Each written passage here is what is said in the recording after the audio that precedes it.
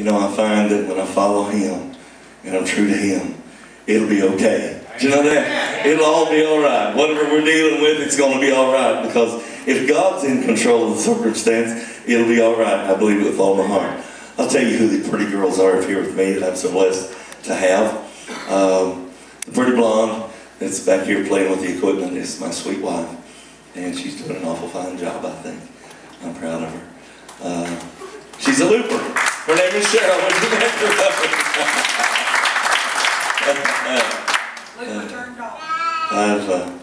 I've been a fan of the loopers all my life. I was a fan of hers before I met her. Actually a fan of the families before I met them.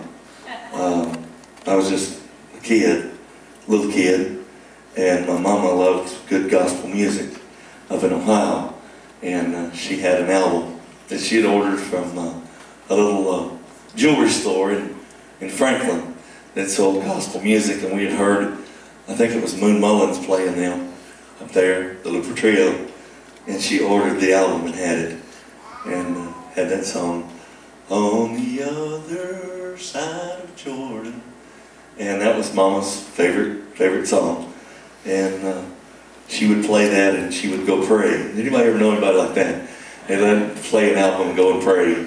Well, that's what Mama would do. She'd go, she had her room in the back of the house. She'd go, it was her praying room, and she'd go and pray. And that's kind of how I come to know the Loopers. I didn't know what they looked like. I think the album that she had, I don't know what happened to the cover, but it just, you know, those little white sleeves that they stuck the album in. Somehow something happened to the cover, and all we had was just the little white sleeve, and I would draw pictures on that of what I thought they looked like. Didn't look anything like them, but it worked for me, you know. It was a big fat woman singing Brenda's part. That's not even the one I draw, did you? Anyway, it's funny what kids will do, isn't it? To make it work for them, because, you know, Brenda just reared back to get that part, you know, and it sounded like a big old woman doing that, but sometimes it don't take much of a little old woman to do a great big job for God, you know it, Freddie. And y'all will tell her I said that, I know you will. But that's okay, she'll enjoy it anyway. Did you get that song going back here?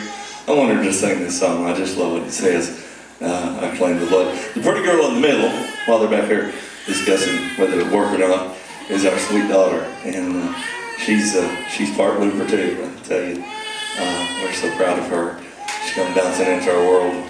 And Cheryl and I have been married about 15 years, and Doctor said we wouldn't have any kids, and we had one anyway, because God saw fit to do it. You know, that's all the difference in the world. When God changes it, it's changed. And so we had a girl, and they told us we were not going to have any, and then they told us we were going to have a boy, and then it turns out they missed it again. It was a girl, and we're so proud of her. Little girls will change old men's hearts forever. I'll tell you they will. She changed mine and made me into a different kind of person altogether, I think. Children will change you. And, you know, Jesus can really make a change, but children will make a change in you too. And I'm proud of her. Our only child, our daughter Troy. Would you make her welcome tonight? This is Troy. And she was just a little bitty thing. You know, she just, I don't know. I bonded with her as soon as we had her. And I don't know, it makes a difference in an old man's heart. I was already a cynic pretty much when we had her. Kind of, you know, you kind of get knocked down a few times in life, and you kind of get cynical a little bit, and then you have a little girl, and boy, it'll change you really good. And I'm glad for her. I'm thankful for her. But we're going to sing something else. I guess she can't get it to do what it's supposed to do, so we're going to sing something else. It's all right. We got plenty of songs besides that one. Maybe we'll do it with Freddie here in a minute. Get Freddie to sing one with us. Play it on the keyboard. Looper Trio song right here. This might have been on that record. That fat lady was singing it.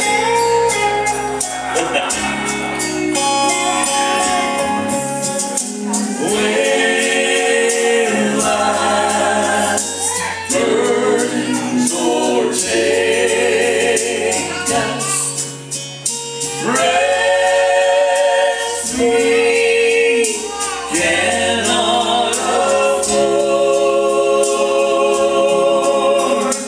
when all others forsake us. You know there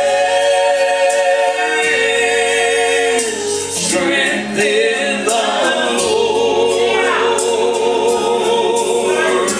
There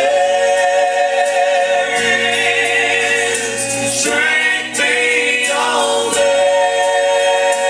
measure in God's comforting word.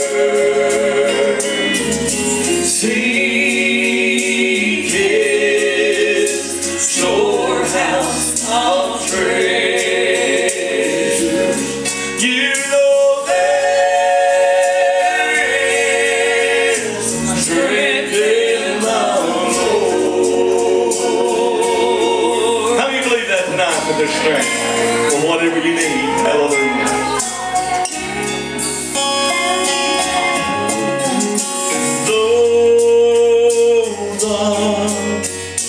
Though may assail us, and my pathway seem hard, you know Jesus never will fail us, and there is strength in the Lord. There is strength beyond measure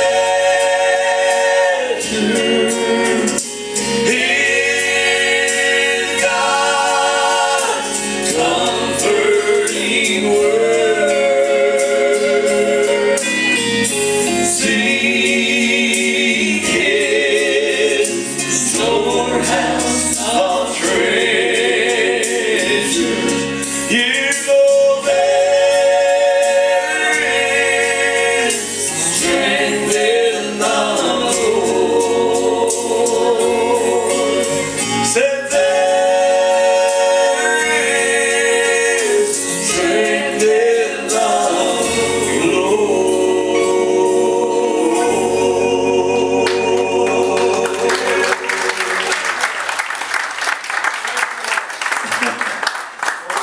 We were working on that album and came to Livingston. Sure, you might remember this. Stopped over here at this little grocery store down here. Freddie, what's it called? The grocery store here in town. Yeah, I guess it's Jerry's. And we were working, I believe it was on that album. And as I started in, I looked up and your dad was coming around the front of the car. And I said to him, I said, I'm so glad to see you. I said, we're in the studio working on an album. And I said, it would be such an honor to have you on this record with us. It's an old Luke Trio song. And he kind of laughed and patted me on the back. And he said, well, son, don't know what you want me on it for. And I said, you're a treasure. I'd be honored to have you. And he said, if you'll just call me, I'll come. I never did make that call. You know, sometimes you regret so bad not doing what you really felt to do in your heart. The Lord called. Lord never got it done. But you know, He got a better call than the one I could have made. How do you know He got a better call than the one I could have made? It's a call we're all waiting on. It's a call we're all waiting on. It's when He calls us one day. You know, I'm so glad that the Lord knows all about it. I had to go the other day, Freddie, for a doctor's appointment. And these old bodies just kind of wear out sometimes. Mine started wearing out when I was quite young. And they'd been after me to go for an eye exam. And since my daddy passed away, I hadn't been. And I dreaded to go. Does any of y'all dread to go to doctors? I dread to go. I'd rather be beat almost. And I'd put it off and made every excuse I could think of. And one of my contacts messed up. It was the last pair I had, Debbie. And I got up one morning and I thought, well, I'll dig around in the drawer and see if I can find an old pair of glasses. Didn't y'all ever dig around the drawer and find an old pair of glasses to wear? I dug around and I found a pair. And they were pretty sad looking, let me tell you. I put them on, they didn't say nothing, Freddie. I just went on. Troy got up and she came in and she said, "What fairy tale have you got on your face?" I said, "These are a newfangled invention called glasses. And they help you see." And she said, "Those are not new. They're so old, it's a disgrace to wear them." "And I'm not going anywhere with you wearing them." She said, "Mama, you know what he's doing? He's making excuses to keep from going to the doctor."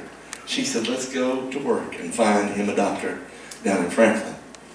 And so they did. They found me a doctor in Franklin to get my eyes examined. It hadn't been a long time. They like for you to go, a type 1 diabetic needs to go about every 6 months. And it's been 2.5 years since I've been, at least. So I went, and I knew that through all, losing Dad and everything that had gone on, I'd had some sugar episodes, and so she checked me out. The specialist checked me out, and when she finished, she said, "Mr. Dalton," she said, "I'm sorry to have to tell you this," but she said, "You have hemorrhaging behind both eyes. She said, you're literally going blind. Your eyes are in bad shape." She said, "Today, if the office was open across the street, if it was not too late, I'd just send your records across and they would do something right now. It's that bad. You're losing your sight." And she said, "I'm going to give you 2 cards of 2 specialists over there. See one of them this week, please." She said, "You're literally going blind. That's all I can tell you." So I come back and told Cheryl and Troy, and it upset both of them real bad. And I told them, Cheryl said, "What we do?"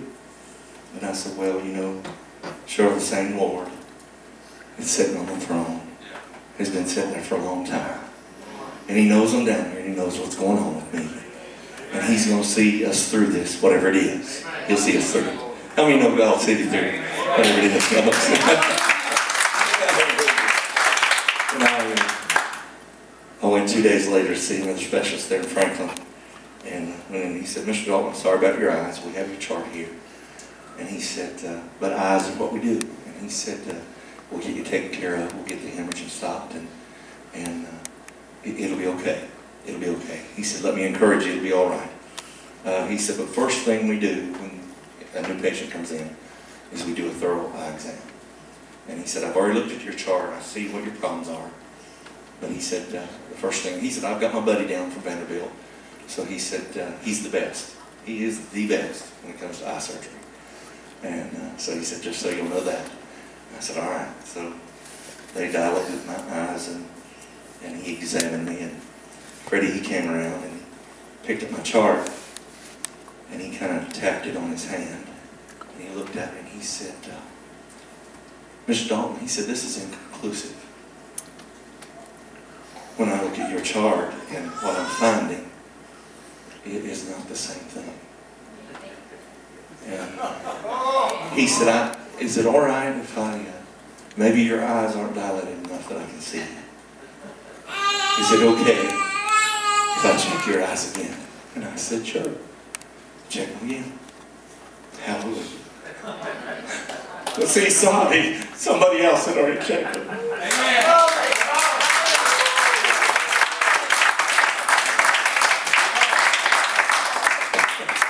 Hallelujah. He checked my eyes 4 times. And every time he'd come around, he looked so confused, more than before. When he finished the 4th time, he came around and he said, picked up my chart, and he said, "I know this doctor that sent you over here.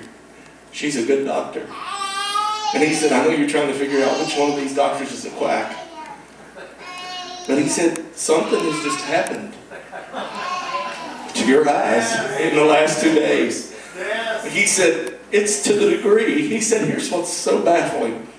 To the degree that you're not even a candidate for laser surgery. Not even just a little bit. He said, it's not even happening. There's no hemorrhaging behind your eyes at all. He said, man, you're good to go. He said, I'll see you in 6 months. I'm happy for you. Whatever happened, I'm happy for it. I'm happy too. Hallelujah!